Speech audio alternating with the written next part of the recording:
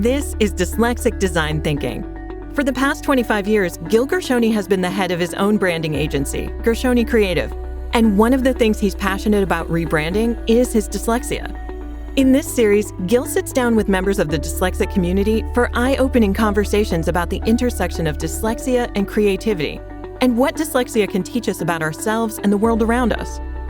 Today, Gil talks to Meghan Buchanan, a rocket scientist, adventure athlete, and motivational speaker.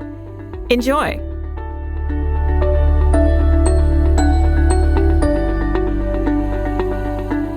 Hello, and welcome to Dyslexic Design Thinking, a series in which we explore the way dyslexia influences the way we think and create. I'm your host, Gil Gershoni, founder and creative director of Gershoni Creative. On today's episode, our guest is Meghan Buchanan, a rocket scientist, an adventure athlete, and a motivational speaker. She's also a dyslexic. Welcome, Meghan. Thank you so much. It is a pleasure to be here. I'm so excited to have you on the show today so we can get to hear about the amazing things you're doing with your dyslexia. I definitely want to get into your career as an engineer and your pursuit of the Explorer's Grand Slam. But I want to first start by talking about GRIT. Can you explain what GRIT is? Absolutely. GRIT is some tools that I have come up with through my life that I believe gives everyone the ability to overcome challenges, believe in themselves, and reach their full potential. So GRIT, GGRIT, stands for gratitude, growth, resilience, integrity, and tenacity. And for me, that all started definitely as a child diagnosed with dyslexia. And I think all of us with any sort of learning difference has had to embody grit to learn how to get through the struggle to come out on the other side. And it does. It takes the sense of grit, and it all starts with gratitude for sure, being thankful for what you have and who you are today. I love that. I can definitely recognize those qualities, and to get to a place where you can actually love your dyslexia is really where the transformation can occur. You know, with that said, where did you get the idea for GRIT, and how did your dyslexia help you shape it? That's such a good question. And I think the idea of GRIT really came about from people asking me, how exactly did you become you? Why are you doing all these things? And being a child growing up with dyslexia is one thing, but then to go on and pursue to be an engineer, being a female and engineer, that really created this sense of drive within myself. And I always tell people I'm a middle kid with a learning disability. That's how I ended up with this drive, always trying to prove myself. And in my 30s, I actually had a life-threatening snowboarding accident and another challenge where I had so badly broken my femur. They told me I'd probably never run again. I'd have a cane the rest of my life. And instantly, that sense of I will overcome, this will not be my life, kicked in. And I battled for about 2 years to not only walk again, but run, and to then go on and decide to climb the 7 summits. But in that time, so many people said to me, man, you've got such grit. And it started resonating with me. And I just thought this is what people do when you're faced with a challenge. You dig in and you get through it and you get back up. But the more I talk to people, the more I realize not everyone has learned that lesson. So then how did I learn that lesson? And I trace it all back to the struggles of my learning disability and feeling as a kid that shame, that embarrassment, wanting to deny it was a part of me. My father was a brilliant Rhodes Scholar to MIT, and my brother and sister are brilliant. They were not affected by dyslexia. Really supportive family, but that pressure I put on myself that I wasn't the same. And through that learning to lift myself up, it applied to everything in life. And so I created this idea of really trying to, how GRIT, like what, that's a great acronym. I can't trademark it, so I'll add a G. But, so I really thought about what goes into GRIT. And I figured out for me, again, it starts with that gratitude. That's always the base, because no matter what situation you're in, if you can figure out just one thing you're grateful for at that moment, that starts to lift your attitude, your positivity, and it gives you the momentum to keep moving forward. The growth is that willingness to be vulnerable, that willingness to go through the pain of growth, because there is no growth without struggle and pain. And that is how you level up yourself. And that's, as someone with a learning disability, man, we kept having to grow and change and grow and change and adapt. That's all we know. And so then that leads right into the resilience, is being able to withstand any struggle and pain and self-doubt to keep moving forward. Integrity, to me, I was raised with integrity. My parents helping me with dyslexia growing up. At the end of the day, they always taught me never take shortcuts. You're just going to have to work harder than everyone else, but be impeccable with your word, always have integrity. And they taught me to speak up for myself and others. And then it all wraps up with tenacity, because you've got to have tenacity for all those other things to work. You need to be willing to keep moving forward with positivity and have that tenacious attitude to knock those barriers down and literally get to the top of Mount Everest. Amazing. As you mentioned that grit has helped you overcome stereotypes and obstacles and life-threatening injuries, I want to go back to the beginning a little bit. Can you talk about your childhood as it relates to your dyslexia before you had this breakthrough? How did, with such a family, how did you deal with it? Yeah, again, I really am so grateful for my parents, who were forward thinking. Back then, if you were diagnosed with dyslexia, it was not a good outcome. It was not a good diagnosis. And the reason we found out is I actually started reading when I was 3. My parents knew I was smart, but it was at that age, about 2nd grade, when you learn spelling, and I could not get it. And my mom knew how hard we'd practice and we'd work on it, but I couldn't get it. And then I happened to have a teacher who was not a good man, and he did not like me. And so he would berate me in front of the class and call me stupid, an idiot, retarded. He'd sit me in the corner because I couldn't spell correctly. And it got to the point where I refused to read. And my mother knew there was a problem here. So she took me to specialists. And so both my parents were amazing advocates, and I was diagnosed. And we're so sorry, Miss Buchanan, but your daughter's been diagnosed with dyslexia. She won't achieve much academically. And again, that is literally when my mom sat me down when we got home, and she's like, sweetheart, you can be anything you want to be. You are just going to have to work harder than everyone else. And that starts today in this house. We don't have excuses. And so we worked on it. And so even though I had amazingly supporting and loving parents and a family, you cannot escape how that makes you feel. And it makes me I tear up. They're real emotions, and they stick with you forever. Because being a child and feeling like you are not good enough and you are not smart enough and you are constantly ridiculed in class. And then even when you get into a professional career, if things aren't spelled right on that PowerPoint presentation, you were labeled as lazy or you just didn't care enough. Right. And so it is real pain that sticks with you through your life. But again, luckily, I had parents who every time taught me to lift back up and keep moving forward. And when you feel like you fail, I hate that word fail. I don't use it. When you don't achieve what you thought you could, you regroup and you go back into it.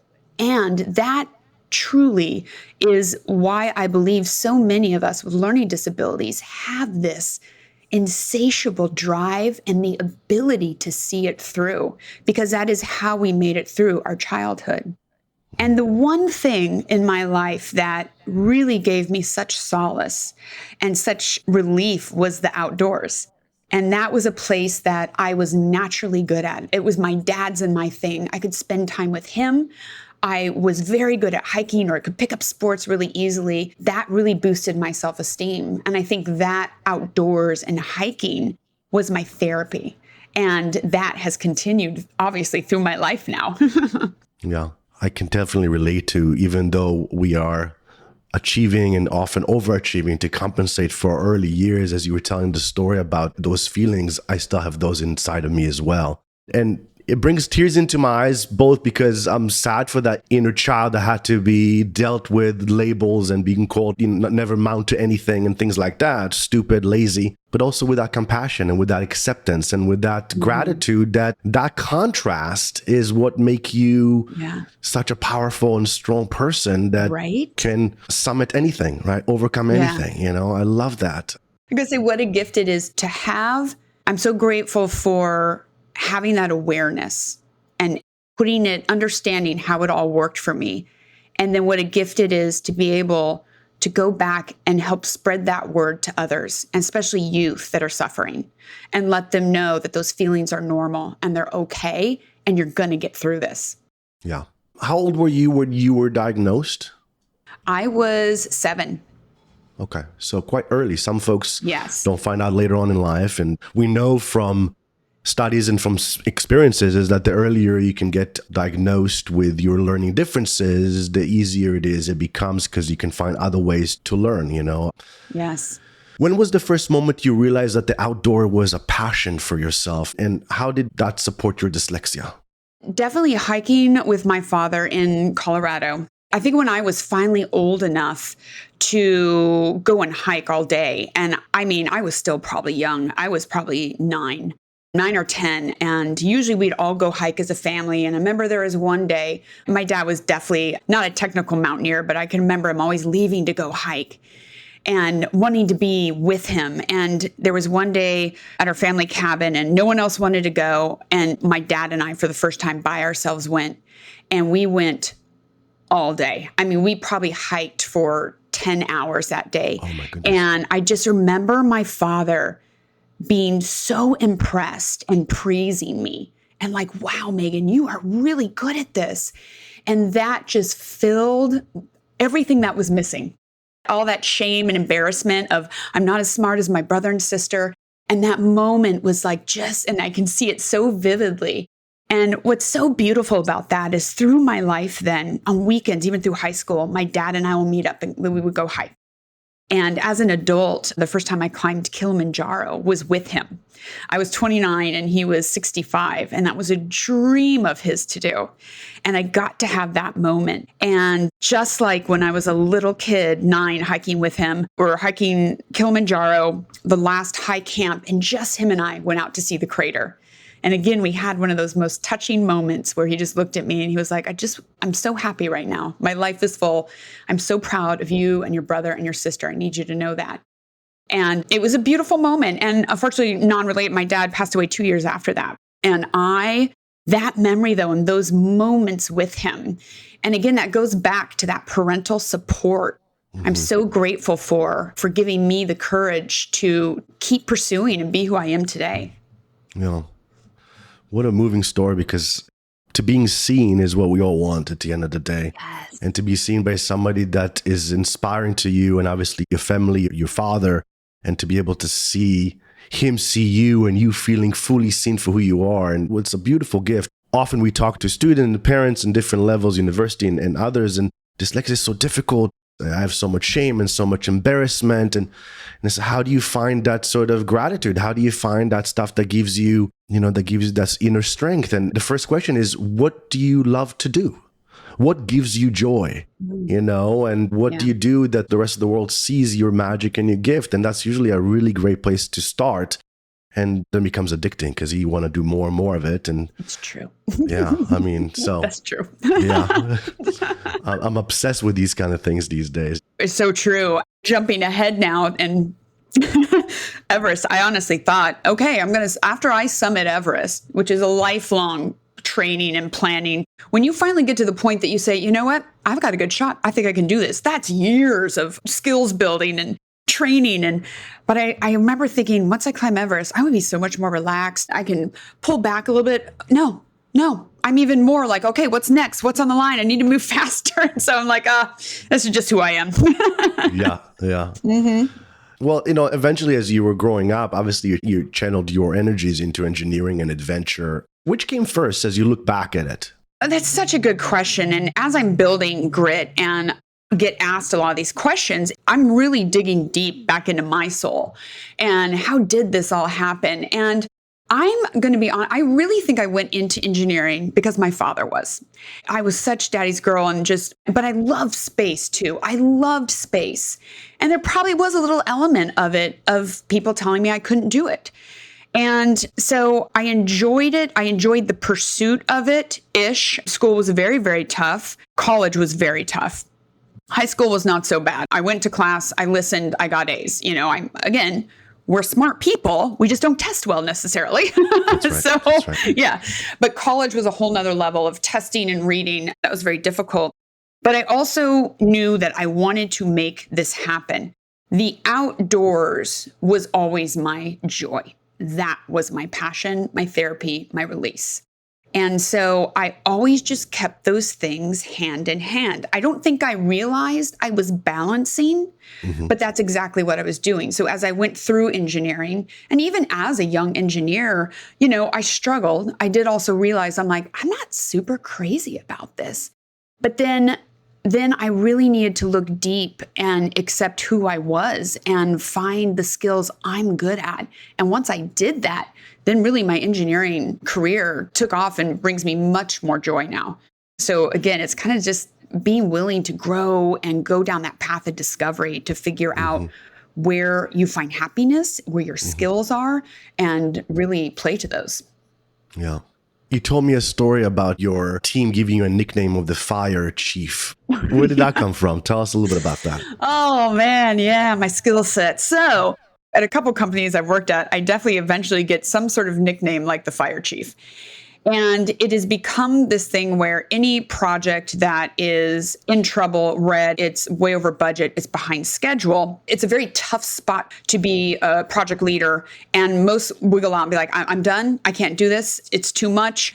But I have found myself, I am always redirected to these problem projects. And the reason why is because I have learned how to keep walking forward through struggle. I have got a tough skin. I know the difference between people reacting to a problem versus something that's actually my fault. I don't take it personally. But it's really developing that skill of with endurance and resilience to struggle and to challenge. I don't back down. I'm not going to drop the project, and I'll keep moving it through till we're in the green. It's kind of become my MO. In the thick of it, we may be in really tough reviews, but you've got to stay positive and a sense of humor. And I really build my team around that and make sure they feel appreciated. And just like a little kid with a learning disability, you need those words of affirmation. You need to be told that you're going to be okay. I definitely embody that with my team. You were talking to me before about the creative solution through nonlinear thinking. That's such a strong, obviously a very dyslexic trait. Tell me more about how you apply that mindset to your work. Absolutely. And this is something that is both celebrated and feared in engineering. Most engineering minds definitely are very, very linear. And I am not. I'm the opposite of that. And so that also plays into why I'm probably thrown into a lot of these projects, because whatever has normally been done isn't working. I sense, especially someone with a learning disability, we have to look for the side door, the side window. We don't have a direct way in a lot of times because we may be applying for a job or a school, but our grades might not reflect who we really are. So I've applied that to work. And I also notice a lot of people will spend so much time and energy on why a problem happened, complaining about a problem happened. And my direct answer to that is, we have so much energy in the day. You need to understand what you can and cannot control, and you need to use your energy to finding the solution. And so usually what I'll do is take a team through definitely that nonlinear, whatever the normal path is, it is not working. We have got to try something else. And I think it is that mindset of someone with a learning difference that is able to see the bigger picture or see the end. I see the goal. How am I going to get there? How am I going to wiggle through and, change either, staffing or approach, or why don't we challenge the requirements? Just a very different way of going about the end solution. I think most people also, they call it a waterfall methodology of here is an outline of how we're going to do this project, and this is how we'll do it. Well, a lot of things don't give room for growth, for setbacks, for failure. So that's more of an agile methodology, which a lot of engineering is still very apprehensive to take on. But I think that's a very learning differences type of methodology where I'm going to see how this goes. If it doesn't work, I can quickly pivot. And then I'm going to try something else. And I think that definitely takes a person that has gone through all those ups and downs and is comfortable with pivoting, comfortable with making mistakes, and still can see that end goal in sight. Yeah, I can relate to that very much. We say usually if, But as a dyslexic, often I try to find the challenging problem because, somebody gives you a simple problem. It's like, what's the point? Give it to a non-dyslexic. But if you want something really robust to be resolved, give it to a dyslexic. And often we spend a lot of time, as you're saying, to really kind of, before we even try to solve it, to really sort of dive deep to see, is the problem that we think is the problem, is the true problem? Because often it's, as soon as you pull on that, you realize it's just a symptom, and maybe the problem is somewhere else. And so as a dyslexic, it's fun to sort of move through that thought process and find the right angle to solve it, right? Yeah. Super satisfying, yeah. Yeah. And again, I think when you are someone that has lived, all you know is challenge and moving through it, that ease of accepting the challenge and that ease with not worrying about the who, the why, but just going directly into the solution is a great advantage for any company, to have those people that are ready to grab everyone by the hand, be like, no, we're going through this. We're going through the fire. We'll be fine. Let's go. Let's figure it out when we get there. Yeah. When you really need fast solutions made. Yeah. And I don't know if you feel the same way, but I tend to, if I can see the problem, I can kind of see non-linearly where the solution lies, at least my sixth sense, or all my senses are can really kind of see where there is the discord and where there's the alignment. And I kind of, split it out, I can move toward it. Yes. Yeah. Yeah. In a way, and it does help when you can see the big picture and you can see there's a patch here. We got something. We've got a patch over here. We've got a patch over here. Most people linear, all they see is the one roadblock. But then you start just chipping away at it. And we're very used to that. And then the next thing you know, it's getting closer and closer until it all unites and then you're all moving. And again, that is exactly what you're saying. That nonlinear thinking is how you bring those little solutions together. And we've all had to do that as a dyslexic, trying to get into the school you want or the job you want. And I can remember certain jobs, well, if you didn't have a certain GPA, we're not even going to interview you. I'm like, oh yeah, I'm going to find that side way to get in there. So I'm like, so I got this part figured out. I got this. Now I just have to overcome this one little part, then we'll get it all going. And so, yeah, you learn to just fake it till you make it, people. We're going to get there. So in May, you summited Mount Everest. What an accomplishment. What was that experience like? I summited on May 12th, and here we are almost 3 months later, and it's just now sinking in.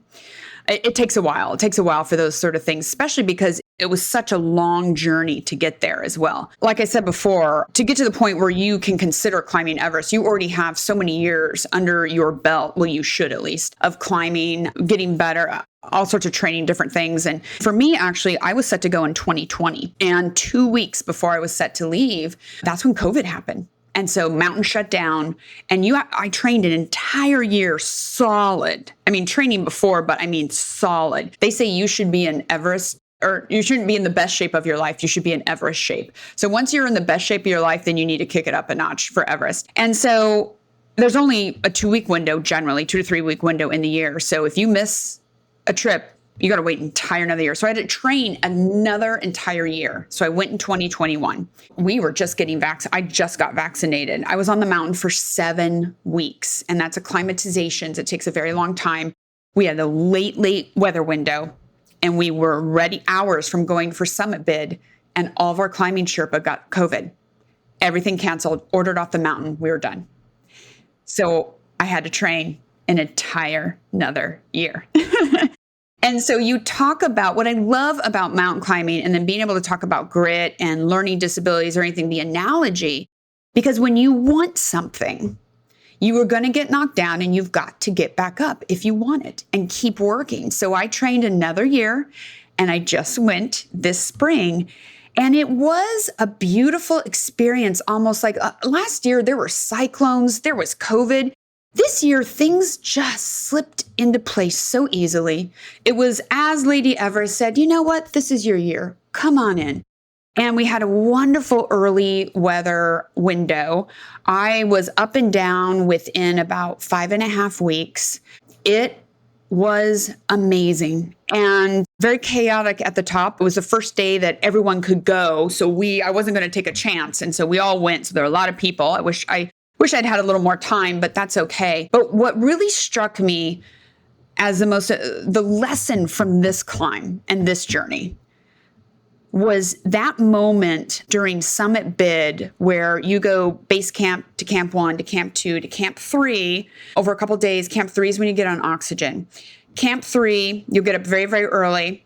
Then you go to camp 4, the South Col, and you just rest in a tent with oxygen preparing, and you leave for Summit about 9 p.m. But from camp 3 up, you are in the death zone, and it is hard. And what I realized in the microscopic level is every single second was my choice.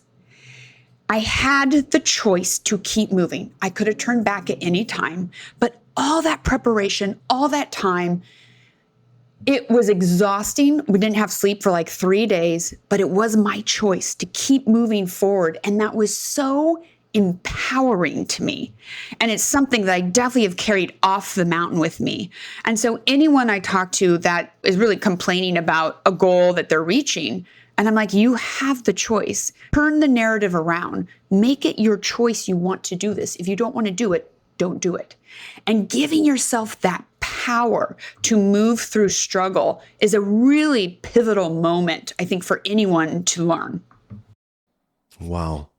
So inspiring. And it's really, I can really see the through line in your life and your career as an engineer and as climbing mountains and overcoming, and grit is that through line of just the gratitude and the choice to continue to overcome and to summit. And beautiful. What's the next adventure for you? Good question. So I have got coming up just in a couple months in November, it will be the 7th of the 7 summits. So actually, I hope should be the first rocket scientist to climb the 7 summits. I need to check on Dyslexics. There's got to be some other in there, I'm sure. But so I'm going to be climbing Karzan's Pyramid in Indonesia. That will finish the 7 summits. And then in the spring, I will be doing the last degree ski to the North Pole. I've already done the South Pole. And that will wrap up the Explorers Grand Slam, which only about 12 women have ever done. And so I'm really excited about that. I actually will have a teammate. She was in Antarctica with me from the UK. It will also be her Explorers Grand Slam wrap up. So we definitely are going to have a nice little female international team going, which will be amazing. And then from there, I will be looking at the Adventurers Grand Slam. So I would need to repeat the North and South Pole, but it's a longer distance, much longer distance from the coast. And it's pretty dicey with all the melting going on the North Pole, but I will be looking at that, but we'll see. But for me, honestly, grit transcends mountains. Then it will just go into whatever the next challenge is. And I really want to be building out the tools of grit to help others adopt those tools and be able to find whatever their Everest is. You know, what is your goal? What is it? And it could be for anyone with dyslexia. I just want to get through high school. I just want to get through college, whatever it is. I just want to love myself. These tools can help. And I really want to focus on that. Amazing. Where can people go if they want to learn more about yourself, about grit, and about your up and coming adventures? I would love it. So my website is GGRIT, GGRIT.com. Instagram, I'd love for you to follow me. It's at GRIT as well, because I go through all my training, lessons of grit. I talk about dyslexia quite a bit, and then also take you through the actual expeditions. In fact, I've been doing this series lately, talking about how difficult it is. I'm trying to write a book and how difficult that is for me. And it is way harder than Everest. Really? Because I still, to this day, I will sit down and have to write, and I get anxiety, your stomach, but we have coping skills now. We know we just push through or do maybe talk to text and go back through. We have coping skills, but just for anyone who thinks that dyslexia just goes away, it does not. I mean, we still battle that anxiety, but we know how to push through it as adults. Yeah. I want, as we get to sort of starting to wrap our conversation, I wanted to leave our audiences with few of your thoughts around, what would you say, when did you begin to appreciate the beauty of dyslexia? Oh, you just gave me goosebumps. I love that question. I'm getting teary again, so I know it's real. It was not too long ago. I mean, honestly, it was probably my early 40s when I stopped trying to hide it from others. And when I really came into my own and realized my worth, and I stopped believing the little voices in my head, that little kid who kept saying, you're still not good enough. through all the work that I've put into, I guess, myself and loving myself, is when I truly embraced all of my dyslexia. Because again, I attribute everything I am today and everything I've accomplished to being that little kid diagnosed, because it taught me to work hard and it taught me to push through. And I'm such a proud dyslexic now. And I speak at even my own company. I try to encourage others to come out as whatever learning difference they have. I think we need to normalize it. And so that it's not a stigma, it's just a different way of thinking, and embrace it. So yeah, it took a while. And that's another reason I'm so passionate about speaking to others about this, is so that we start that movement in people much younger. Yes. And allow them to grow up loving who they are and seeing it as an advantage. Amazing. What has been the reactions of other fellow dyslexic to your journey? It's been good. I've actually had a lot of people reach out whose kids are and have them follow my journeys. I've got a great picture. I'm at the top of Everest holding a sign that said, "Dyslexia gave me grit." And sorry, I get teary. It means the world to me. Every single little kid that gets to see that, and their parents just let me know that their son or daughter are following my journey and how inspired they are. It makes it all worth it, because again, we have to support each other and we have to give back. And so it does. It's just meant the world to me for people reaching out. So please continue to reach out and just let's all share our stories and support each other. Absolutely. That's an amazing photograph. I've seen it, and it's so powerful. It's so powerful. So, maybe in closing, what have you learned about yourself through your dyslexia and these experiences? If you were to leave us with that sort of beautiful thought. Man, again, so lucky I was diagnosed so young. What I've learned myself, I don't know anything different, right? Like, we are who we are.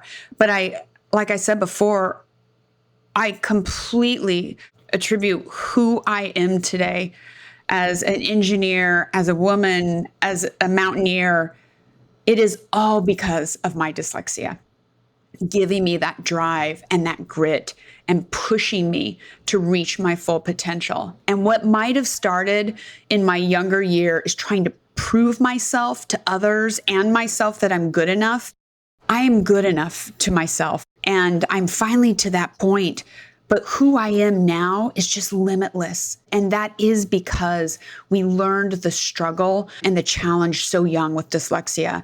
I would not give up my dyslexia if I had the chance to go back again. It's made me who I am. Amazing. I can definitely second that. The best thing that ever happened to me. Yeah. Thank you, Meghan, for joining us today.